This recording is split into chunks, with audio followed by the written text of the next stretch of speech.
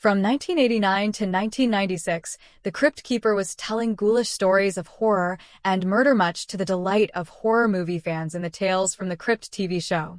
Airing on HBO, this anthology series would explore individual movie-quality self-contained episodes of fun and terror, making it feel like the Twilight Zone with an extra dose of 80s and 90s horror. This much-loved franchise not only made The Crypt Keeper a household name, with his decomposed image cemented in pop culture, but it explored many wonderfully scary stories, many of which featured some familiar faces. The show is still just as celebrated today as it was throughout the 90s, making it surpass not just being a product of its time, but also a product of the popular horror zeitgeist. Sometimes I crack myself up. So today we are going to open up the crypt and explore this popular horror anthology TV series by looking into 10 things that you may not know about Tales from the Crypt. So, let's check it out. Number 10. Based on a comic book. Yes, believe it or not, Tales from the Crypt is actually based on a comic book series which ran from 1950 to 1959. It was an anthology comic book series of ghoulish tales, of which the anthology horror comic was a popular trend in the 1950s among young readers. What I find interesting about the Tales from the Crypt comic book is that the Crypt Keeper often looks just like a creepy old man as opposed to the humorous corpse scene in the TV show. I like to think the Keeper scene in the show is the same person as the old man scene in the comics. It's just that he's deteriorated over the years. And it wasn't just the Crypt Keeper who told the stories in the comics either. There was also the Old Witch and the Vault Keeper. EC Comics, who published Tales from the Crypt, also had a string of other comic books that delved into the macabre of horror, crime, and murder mysteries, which kept young readers entertained with frightful suspense. The comic was created by EC publisher Bill Gaines and editor Al Feldstein, in which Tales from the Crypt was a terror delight of undead zombies, axe murderers, and other monsters like werewolves. However, the glory that was Tales from the Crypt, along with all of EC's other horror comics, came to a dead end, so to speak, when Frederick Wortham's book Seduction of the Innocent was published, in which everyone was then terrified of comic books and thought that they were going to destroy kids' lives. Comic book censorship took place with the Comic Book Code of Authority being put in place, and with this new violence and horror restriction, there was just no more room left for Tales from the Crypt, sadly, along with many other horror comics.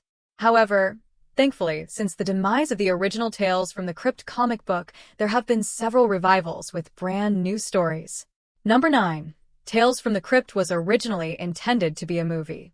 Producer Joel Silver had envisioned Tales from the Crypt to be an anthology movie, but after the poor performance of other anthology movies at the time, such as the Twilight Zone movie and Creepshow, he scrapped the idea. However, along comes Lethal Weapon to save the day. While making the 80s action movie, Silver got talking to director Richard Donner about his idea to bring Tales from the Crypt back to life in live-action format, where the idea of making it into a TV show was formed. Donner was keen to get in on the project and backed it up as a producer, and the two filmmakers took the proposed idea to HBO. It was when Back to the Future director Robert Zemeckis got on board that the show really got off the ground. Zemeckis was a big-time director at the time, having just worked on Who Framed Roger Rabbit, and his involvement gave the show the extra push that it needed. Now that's what I call a happy ending. Number 8. Famous names attached to the show. Tales from the Crypt had employed the services of many acclaimed Hollywood actors and filmmakers who had worked on the show.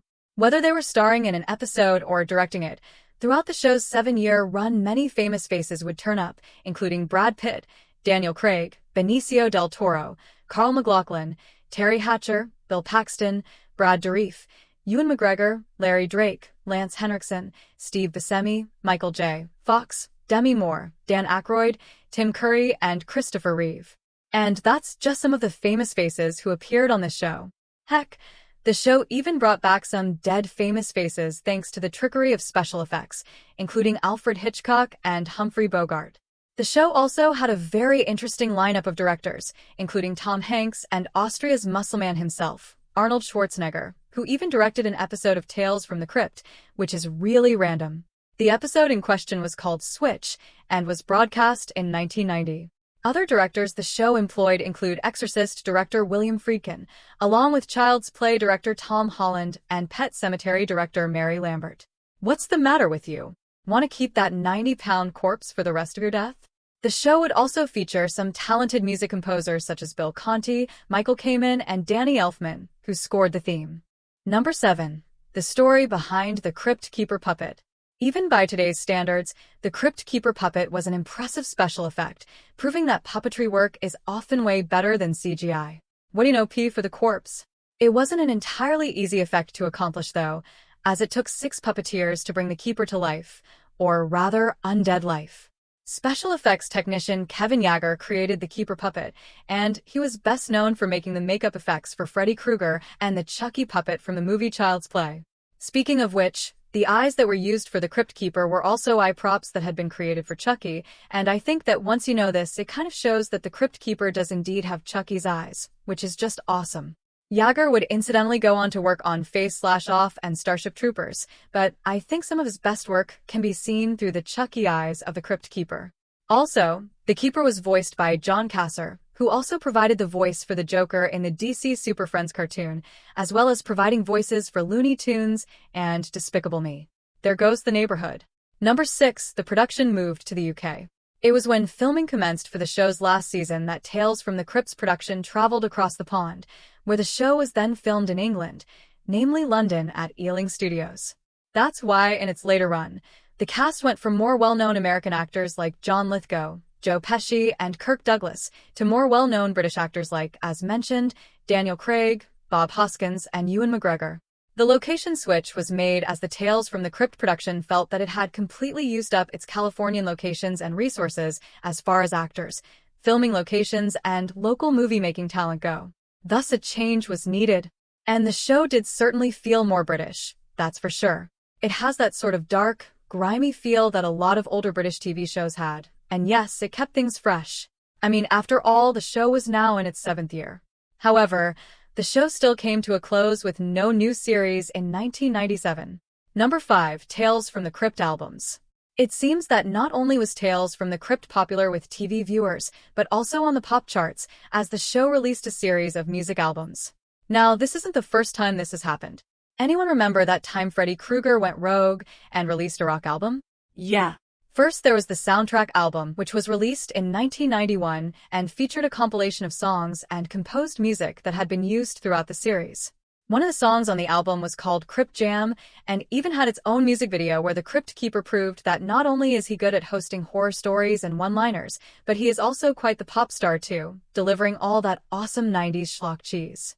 Then, jumping to 1994, a special Christmas-themed album was put together called Have Yourself a Scary Little Christmas, which consisted of Christmas jingles performed by the Crypt Keeper himself, only with the words of the songs reworked to give them more of a horror movie theme.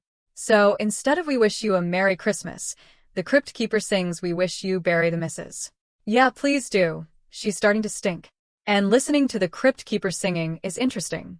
It's more of a novelty thing, just something to listen to for the fun of it.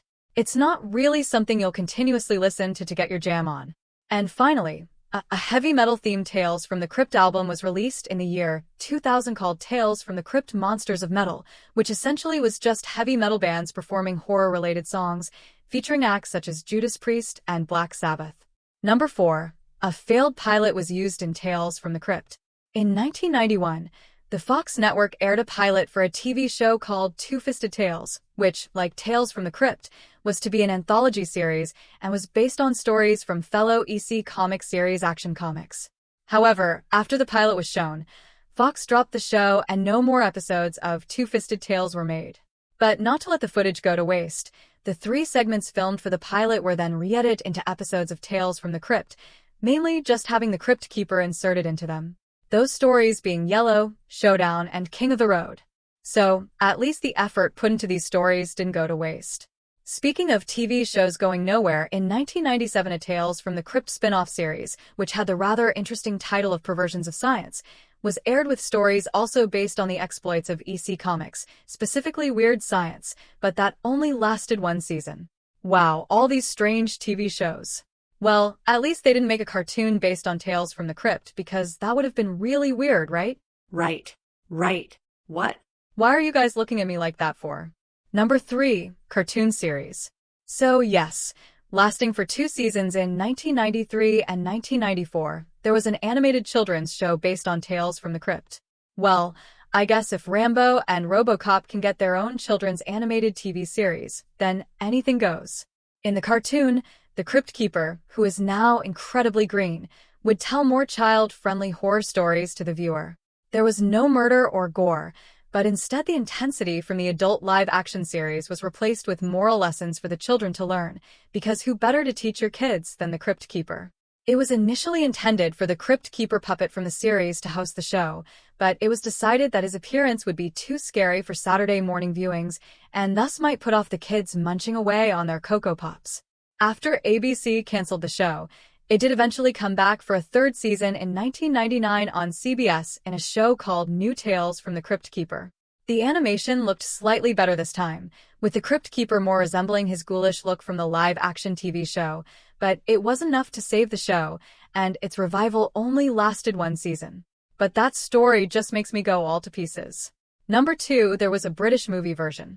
Yep. Long before the TV series that started in 1989, there was already a British movie somewhat based on Tales from the Crypt. Released in 1972 and starring Peter Cushing and Joan Collins, the Tales from the Crypt movie is a forgotten anthology film which has a much darker Hammer horror feel to it, which is not surprising as its director Freddie Francis was a Hammer horror director. The anthology movie is made up of 5 stories which aren't just from the Tales from the Crypt comic book, but also other EC comics such as The Haunt of Fear and The Vault of Horror, with one segment even being based on the Old Monkey's Paw horror story, which has been around since 1901, making an odd mix of stories. The Crypt Keeper is played by Ralph Richardson, who also played the Supreme Being in Time Bandits, and he just doesn't have the creep factor or intrigue of the Keeper from the TV series or comics. He just looks like some guy wearing a hood.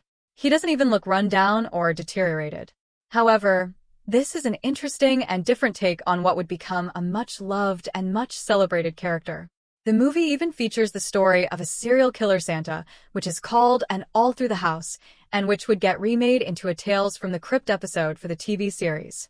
If anything, this movie is like a prototype of what Tales from the Crypt might have been under someone else's vision. Although the movie is largely forgotten, especially when compared to the popular TV series, it's still worth checking out, if anything, just for sheer curiosity. Number 1. Failed movie series. When the Tales from the Crypt TV series wrapped up, there were plans to release a series of Tales from the Crypt-themed movies. So instead of the Crypt Keeper hosting individual TV stories, he would be hosting actual movies, which is a very interesting idea if it had been done right.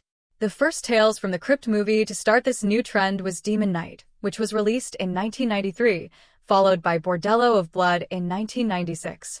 But sadly, that movie tanked at the box office.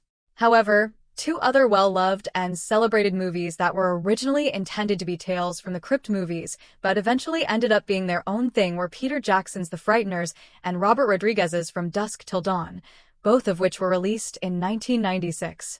The Frighteners was produced by Robert Zemeckis, who was also a producer on the Tales from the Crypt TV show and worked on its 2 theatrical movies.